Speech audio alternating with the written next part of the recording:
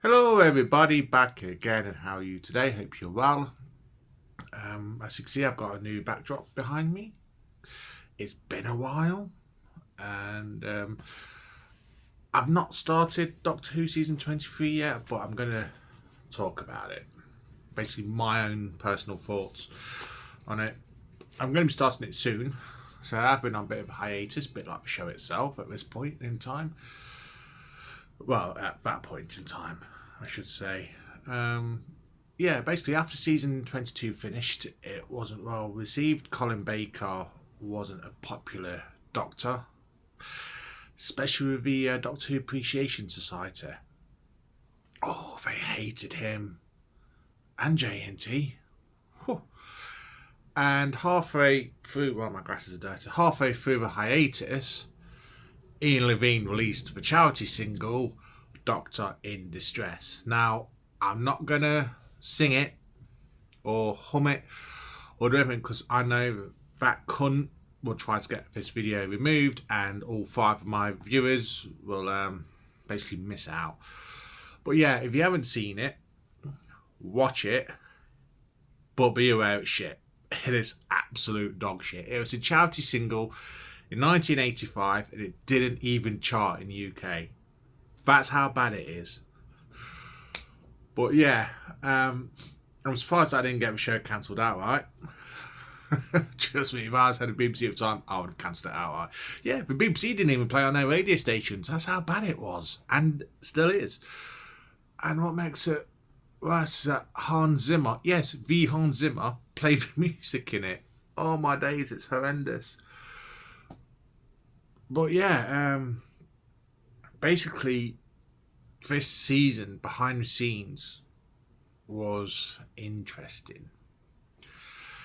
When the season started, there was a doctor, there was a script editor, there was basically a showrunner. When the season finished, there was no doctor, no script editor, and no showrunner. Yeah. Basically, I've always liked Trial of a Time Lord. I always have, ever since I first watched it when I was a kid on UK Gold. I liked it. I'm not impervious to its flaws. It does have a fair few of them. But I don't think it deserves the hate that it still gets to this day. There's a fan base for it, don't get me wrong, but I think its reputation has come down through the years as still being a bit shit, where season 22 has undergone a bit of a re-evaluation. Now, I think Colin Baker's great. He is awesome. The show was renewed. It was decided to go back to a 25-minute format, as it felt that the 44 or 45-minute format wasn't working. And there'd only be 14 episodes. Yeah, the lowest count by far up to this point. So, JNT decided to have one solid story split into 4 sections. Now, that has caused a bit of confusion. Well, no, not confusion, but some people see Trial of Time Lord as one story. Others see it as 4 stories. Personally, I count it as 4 separate stories under one key banner. So, yeah. Basically, Robert Holmes, who had a good relationship with Eric Saywood by this point, agreed to write the first story for Mysterious Planet, which would kickstart the entire plot of the season. You would have Michael Jaston on board, appearing in all 14 episodes as the mysterious Valiard. You would have Linda Bellingham as Darkle, her name. Yeah. Basically, it went downhill after that. Nicola Bryant decided to leave. She'd had enough. She'd done her time on show. I can't really blame her. She'd left halfway through during at the end of the second story. In still to this day, one of the most memorable exits of the companion. Now I know Big Finish has sort of not nullified it, but expanded on it, which is fine. But if you're going purely by a TV show, it's brutally shocking. And from there, it really hits behind the scenes. It all falls apart. Robert Holmes was unwell when he did Mysterious Planet, and it was his last Peter saw it. He agreed to do the season finale. He wrote out basically the story arc, and he then sadly passed away. And yeah, he was one of the all-time Doctor Who greats in my opinion.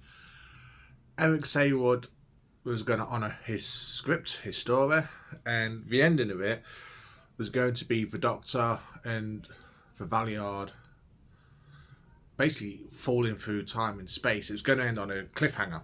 Now JNT didn't want that because he felt the BBC would use that as an excuse to cancel the show outright. So him and Eric Saward had a huge falling out. I mean, it was massive.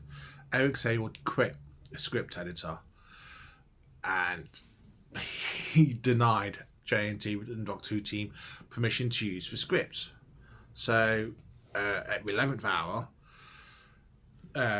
Pip and Jane Baker, who was already doing Terror of Vervoids and introducing the new companion Mal, they agreed to step in and write for basically the last episode. They had to do it with not looking at the script, well, the original script, the original outline. They had to do their own story.